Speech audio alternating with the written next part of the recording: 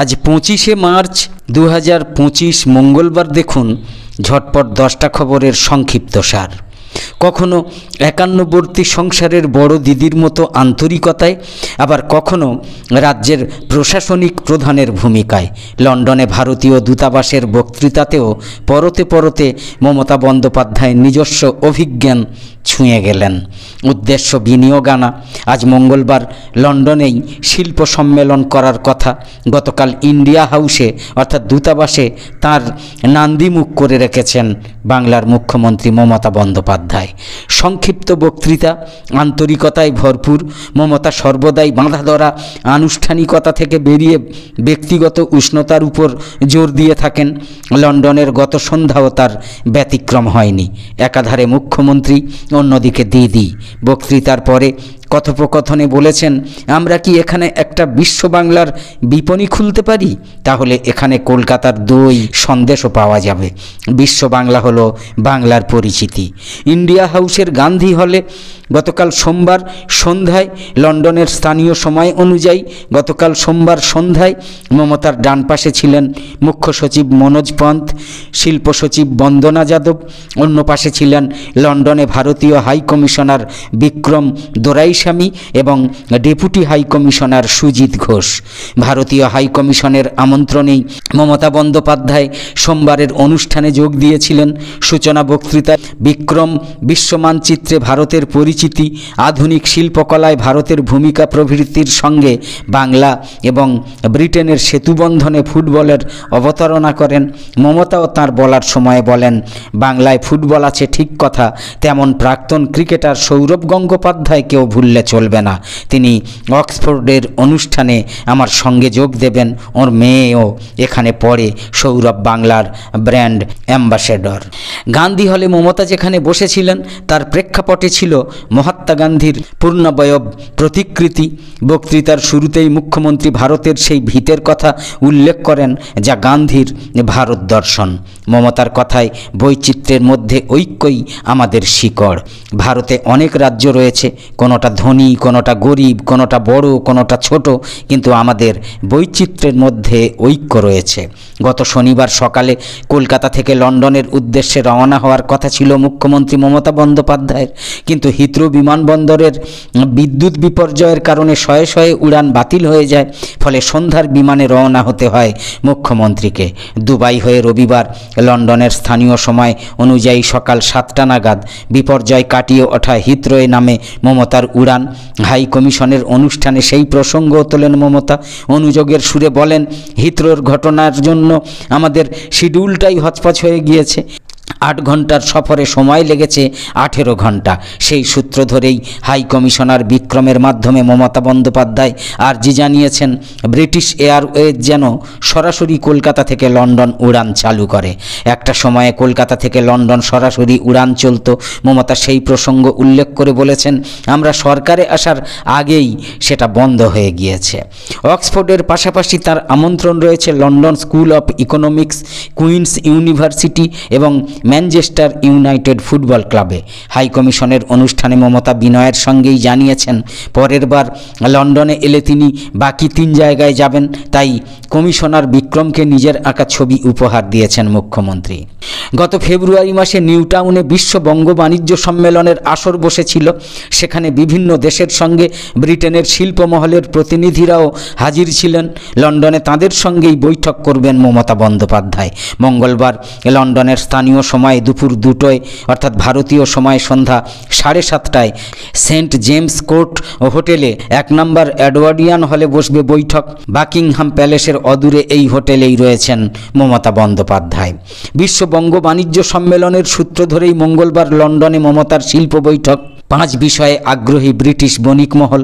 কলকাতা থেকে মমতার সঙ্গে একই উড়ানে এসেছেন শিল্পপতি সত্যম রায় চৌধুরী এবং উমেশ চৌধুরী। দুবাই থেকে যোগ দিয়েছেন শিল্পপতি উজ্জ্বল সিনহা এবং মেহুল মোহানকা। আলাদাভাবে লন্ডনে পৌঁছেছেন শিল্পপতি হর্ষ নেউটিয়া রিলায়েন্সের প্রেসিডেন্ট তরুণ ঝুনঝুনওয়ালা, শিল্পপতি সি.কে. ধানুকা, সঞ্জয় বুধিয়াও, শিল্পপতি সঞ্জীব গোয়েঙ্কা আইপিএলের ব্যস্ততার কারণে লন্ডনে আসতে পারেননি জানিয়েছেন মমতা। সঞ্জীব লখনৌ সুপার জায়ান্টসের মালিক। সোমবার লখনৌয়ের ম্যাচ ছিল আইপিএলে, মাঠে ছিলেন সঞ্জীব। হাই কমিশনের অনুষ্ঠানে হর্ষ বলেছেন, আমাদের পরিবার 120 বছর কলকাতার বাসিন্দা। গত 10-15 বছরে বাংলার যা উন্নতি হয়েছে অভাবনীয়। ব্যবসা বাণিজ্যের উন্নতির জন্য সিনার্জি শিল্প বিষয়ক সমন্বয় কমিটি গঠিত হয়েছে। এবারের বিজিবিএস থেকে বিনিয়োগে প্রশাসনের প্রক্রিয়াগত জটিলতা কাটাতেও বড় সিদ্ধান্ত ঘোষণা করেছিলেন মমতা বন্দ্যোপাধ্যায়। ওই মঞ্চ থেকেই মমতা ঘোষণা করেছেন, রাজ্য স্তরের সমস্ত দপ্তরের সঙ্গে সমন্বয় রাখার জন্য মুখ্য সচিবের নেতৃত্বে একটা কমিটি গঠন করা হবে, যার পোশাকি নাম state level industry synergy committee. শিল্প স্থাপনে একাধিক দপ্তরের ছাড়পত্র প্রয়োজন হয়। দমকল, পরিবেশ, ভূমি রাজস্ব, অর্থ, আবাসন, শিল্প সংশ্লিষ্ট এইসব দপ্তরের সঙ্গে সমন্বয় রেখে এই কমিটি দেখবে বিনিয়োগের জন্য ছাড়পত্র দিতে যেন সময় না লাগে। কোথাও কোনো বাধা থাকলে তা দ্রুত নিষ্পত্তির চেষ্টা করবে। গত মাসেই সেই কমিটি গঠনের প্রক্রিয়া সম্পন্ন করেছিলেন মুখ্যমন্ত্রী মমতা বন্দ্যোপাধ্যায়। তৃতীয় মেয়াদে শিল্পায়ন এবং বিনিয়োগ টানা যে তার মূল লক্ষ্য হবে, মুখ্যমন্ত্রী হিসাবে 2021 সালের মে মাসে শপথ নিয়েই স্পষ্ট করেছিলেন মমতা বন্দ্যোপাধ্যায়। চলতি মেয়াদে সেই লক্ষ্যেই পদক্ষেপ করছেন তিনি। হাইকমিশনের অনুষ্ঠানে মমতা বলেছেন, স্বাধীনতার আগে বাংলা ছিল অবিভক্ত ভারতের সাংস্কৃতিক রাজধানী। আজও কলকাতা দেশের সাংস্কৃতিক প্রাণকেন্দ্র, কিন্তু তাছাড়াও বাংলা এখন কর্মসংস্থানের গন্তব্য। সিলিকন ভ্যালির আদলে তৈরি নিউ টাউনের তথ্য প্রযুক্তি তালুক, দক্ষতা প্রশিক্ষণে তৈরি আইটিআই, পলিটেকনিক, ক্ষুদ্র ও মাঝারি শিল্প, মহিলা ক্ষমতায়ন এবং বাংলার মেধার কথা উল্লেখ করেছেন মমতা বন্দ্যোপাধ্যায়। তার কথায় বাংলার মহিলাদের ক্ষমতায়নকে স্বীকৃতি দিয়েছে কেন্দ্রীয় সরকারও। ব্রিটেনের প্রতিনিধিদের পরিবার, শিশুদেরও অভিনন্দন জানিয়েছেন মমতা এবং বলেছেন, আপনাদের লড়াই আপনারা লড়বেন, আমাদের লড়াই আমরা, কিন্তু বন্ডিং অর্থাৎ বোঝাপড়া যেন থাকে। ভোট এলে ফুরফুরার কথা মনে পড়ে রাজনৈতিক নেতা নেত্রীদের। ফুরফুরা তখন তাঁদের কাছে তীর্থভূমি হয়ে ওঠে। পীরজাদা এবং হুজুরদের কাছে যাওয়া সৌজন্য বিনিময়ের রেওয়াজ নতুন নয়। মুখ্যমন্ত্রী মমতা বন্দ্যোপাধ্যায়ের সফরের পরে সেই ফুরফুরা আবার আলোচনায় এসেছে। ঘটনাচক্রে 9 বছর পরে ফুরফুরায় গিয়েছেন মমতা বন্দ্যোপাধ্যায়। রাজ্য সরকার আয়োজিত ইফতারে মুখ্যমন্ত্রীর মঞ্চে এমন কিছু মুখ সেদিন ছিলেন যারা গত লোকসভা নির্বাচনেও তৃণমূলের প্রবল বিরোধিতা করেছিলেন। তাদের অন্যতম কাশেম সিদ্দিকী, যিনি ফুরফুরার পর পার্ক সার্কাস ময়দানের ইফতারেও মমতার পাশে ছিলেন। আগামী বছর বিধানসভা ভোট, তার আগে মমতার ফুরফুরা সফরে এই প্রশ্ন অবধারিতভাবে উঠছে যে অতঃপর কি সংখ্যালঘু ভোট আরও একচেটিয়াভাবে অধিকার করে নেবেন তৃণমূল নেত্রী? কাশেম সিদ্দিকীকে তুলে আনার চেষ্টা কি সেই পাটিগণিতেই? মমতার ফুরফুরা সফর নিয়ে সিপিএম নেতা সুজন চক্রবর্তী বলেছেন, সংখ্যালঘু মানুষও বুঝতে পারছেন তারা ধাপ্পার শিকার, মুখ্যমন্ত্রীও সেটা বুঝতে পেরেছেন, তাই 9 বছর পরে তাকে ফুরফুরা যেতে হয়েছে। ফুরফুরা এলাকা শ্রীরামপুর লোকসভার অন্তর্গত। সেই শ্রীরামপুরের সাংসদ কল্যাণ বন্দ্যোপাধ্যায়ের আবার বক্তব্য, মমতাদিকে সংখ্যালঘু মানুষ পছন্দ করেন, তাদের সকলের নেত্রী তিনি, তাকে কোনো অঙ্ক কষে ইফতারে যেতে হয় না। বিজেপির অন্যতম মুখপাত্র রাজর্ষি লাহিড়ীর ব্যাখ্যা, মমতার ফুরফুরা সফর এক ঢিলে 2 পাখি মারার কৌশল। তার কথায়, একদিকে মমতা দেখছেন ববি হাকিম, সিদ্দিকুল্লাহ চৌধুরী, হুমায়ুন কবিরেরা নিজেদের সংখ্যালঘু নেতা হিসেবে তুলে ধরতে চাইছেন, তাই মমতা নিজে গিয়ে ওদের বার্তা দিয়েছেন। ভোটের আগে নিজের ব্যাংকে সংহত রাখার কৌশলেও তিনি ফুরফুরায় গিয়েছিলেন। উত্তরপ্রদেশের সম্বলের শাহী জামা মসজিদ কমিটির সভাপতি জাফর আলীকে রবিবার গ্রেপ্তার করেছে উত্তরপ্রদেশ পুলিশ। গত 24শে নভেম্বর সম্বলে যে সাম্প্রদায়িক অশান্তির ঘটনা ঘটেছিল তাতে যুক্ত থাকার অভিযোগে গ্রেপ্তার করা হয়েছে জাফর আলীকে। সম্বলের এসপি জানিয়েছেন, আটক করে জাফরকে কোতোয়ালি থানায় নিয়ে যাওয়া হয়েছে জিজ্ঞাসাবাদের জন্য। তিনি আরও জানিয়েছেন, দাঙ্গার ঘটনায় তার যুক্ত থাকার প্রমাণ তাদের হাতে আছে। পুলিশ আধিকারিকদের কথায় জিজ্ঞাসাবাদের পর তাকে গ্রেপ্তার করা হয়েছে। তবে গ্রেপ্তারির পর সাংবাদিকদের মুখোমুখি হয়ে জাফর দাবি করেছেন তিনি নির্দোষ, কোনোভাবে সাম্প্রদায়িক হিংসায় সে মদদ দেয়নি। পরিবারের দাবি, সম্বল সাম্প্রদায়িক হিংসাকে কেন্দ্র করে রাজ্য সরকার যে সিট গঠন করেছে সেই সিটে সাক্ষী দেওয়ার কথা ছিল জাফর আলীর, তার আগের রাতেই গ্রেপ্তার করা হয়েছে তাকে। হোলির আগে প্রশাসন ডেকেছিল শান্তি বৈঠক। সম্বলে সেই বৈঠকেই জুম্মাবারের নামাজের চেয়ে হোলি কত বেশি গুরুত্বপূর্ণ সেটা বোঝানোর দায়িত্ব নিয়েছিলেন যেন পুলিশের সার্কেল অফিসার। সম্বল সার্কেল অফিসার সিও প্রশাসনিক বৈঠকে বলেছিলেন, হোলি আসে বছরে একবার আর জুম্মার নামাজ হয় প্রতি শুক্রবার, অর্থাৎ বছরে হয় 52 দিন। যাদের রং মাখতে আপত্তি আছে তাদের উচিত ঘরে বসে থাকা। পুলিশ আধিকারিকের এমন বক্তব্যে তীব্র হয়েছে সমালোচনা। বিভিন্ন অংশেরই বক্তব্য ফের খুঁচিয়ে উত্তেজনা বাড়াতে চাইছেন সম্বলের সার্কেল অফিসার অনুজ চৌধুরী। সাংসদদের বেতন এবং ভাতা বৃদ্ধি করছে কেন্দ্র।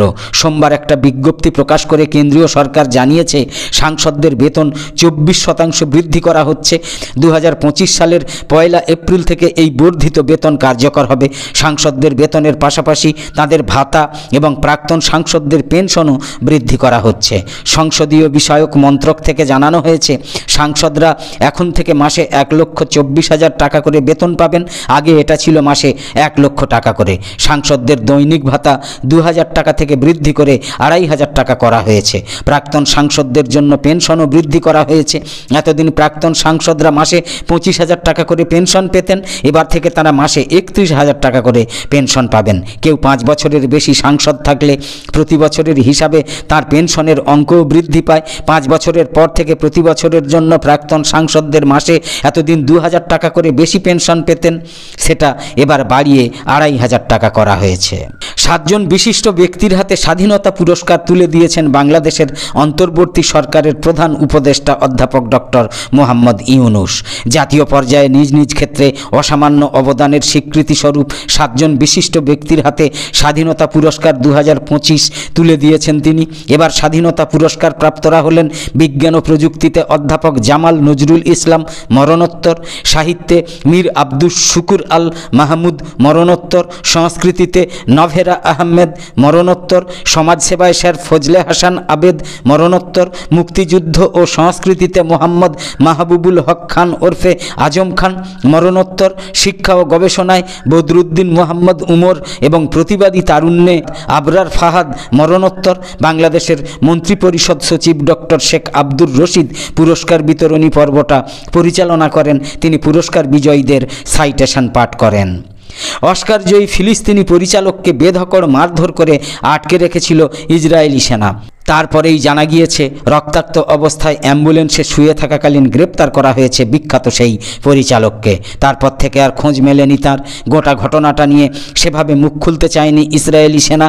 উল্লেখ্য, চলতি বছরেই অস্কার জিতেছেন হামদান বাল্লাল নামে ওই ফিলিস্তিনি চিত্র পরিচালক।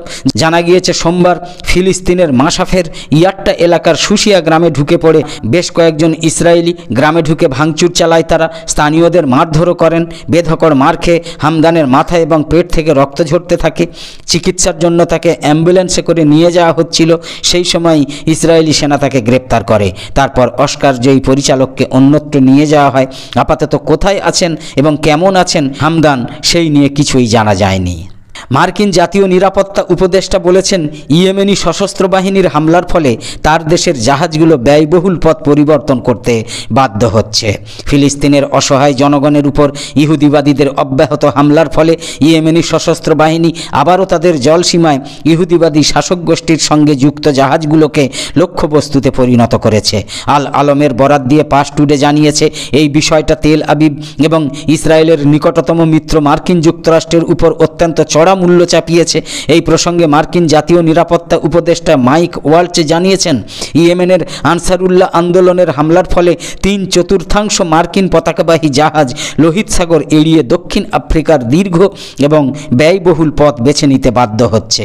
ওয়ালচ সিবিএস নিউজকে বলেছেন যে 75% মার্কিন পতাকাবাহী জাহাজ এখন সুয়েজ খালের পরিবর্তে আফ্রিকার দক্ষিণ উপকূল দিয়ে যেতে বাধ্য হচ্ছে। তিনি আরও বলেছেন, আমাদের একটা ডেস্ট্রয়ার যখন শেষবারের মতো ইয়েমেনের কাছে প্রণালী দিয়ে গিয়েছিল তখন এটা 23 বার আক্রমণের শিকার হয়েছিল। ইরানের বিজ্ঞান ও প্রযুক্তি এবং জ্ঞানভিত্তিক অর্থনীতি বিষয়ক ভাইস প্রেসিডেন্ট হোসেইন আফসিনের অংশগ্রহণে শনিবার তেহরানে ইরানের জাতীয় কৃত্রিম বুদ্ধিমত্তা অর্থাৎ এআই প্ল্যাটফর্মের প্রোটোটাইপ উন্মোচন করা হয়েছে। উন্মোচন অনুষ্ঠানে হোসেইন আফসিন বলেছেন, কৃত্রিম বুদ্ধিমত্তা বিকাশে প্রধান অবকাঠামো হিসাবে একটা জাতীয় প্ল্যাটফর্ম প্রতিষ্ঠা করা দেশে এই প্রযুক্তির অগ্রগতির জন্য সবচেয়ে মৌলিক এবং অপরিহার্য পদক্ষেপগুলোর মধ্যে একটা। 2023 সালের অক্টোবর থেকে বিশ্ববিদ্যালয়ের বিশিষ্ট অধ্যাপক এবং বিশেষজ্ঞদের একটা দলের সহায়তায় ইরানের বিজ্ঞান প্রযুক্তি এবং জ্ঞানভিত্তিক অর্থনীতি বিষয়ক ভাইস প্রেসিডেন্সি এই উদ্যোগকে সহায়তা করে আসছে। একদম শেষে আরেকবার বলি, আমাদের দুটো চ্যানেল নিউজ নির্ভীক এবং জাকির হোসেন শেখ অফিসিয়ালে আলাদা আলাদাভাবে ভিন্ন বিষয় ও আঙ্গিকে আঞ্চলিক, জাতীয় এবং আন্তর্জাতিক বিষয়ক বাছাই করা খবর, আড়ালে থেকে যাওয়া খবর, রাজনীতি, শিক্ষা, চাকরি, ধর্ম, ভ্রমণ, খাওয়া দাওয়া, খেলা ইত্যাদি নিয়ে বিশ্লেষণধর্মী প্রতিবেদন, অশ্লীলতা বর্জিত বিনোদনমূলক সাংস্কৃতিক চর্চা এবং অশ্লীলতা বর্জিত বিনোদনমূলক সাংস্কৃতিক অনুষ্ঠান ইত্যাদি নিয়ে নিয়মিত ভিডিও প্রকাশ এবং লাইভ সম্প্রচার করা হয়। গুরুত্বপূর্ণ এইসব ভিডিওর বা লাইভ সম্প্রচারের নোটিফিকেশান পেতে ইউটিউবে সাবস্ক্রাইব এবং ফেসবুকে লাইক ও ফলো করে সাথে সাথে আমাদের আরও নতুন নতুন ভিডিও এবং লাইভ সম্প্রচারে উৎসাহিত করতে লাইক, কমেন্ট এবং শেয়ার করে নিউজ নির্ভীক এবং Zakir Hossain Sheikh official YouTube channel আর ফেসবুক পেজের সঙ্গে থাকুন। তো আপাতত শেষ করছি, পরের পর্বে আবার দেখা হবে। আশা করি সকলে খুব ভালো ও সুস্থ আছেন আর কামনা করি সকলে সব সময় খুব ভালো এবং সুস্থ থাকুন। ধন্যবাদ।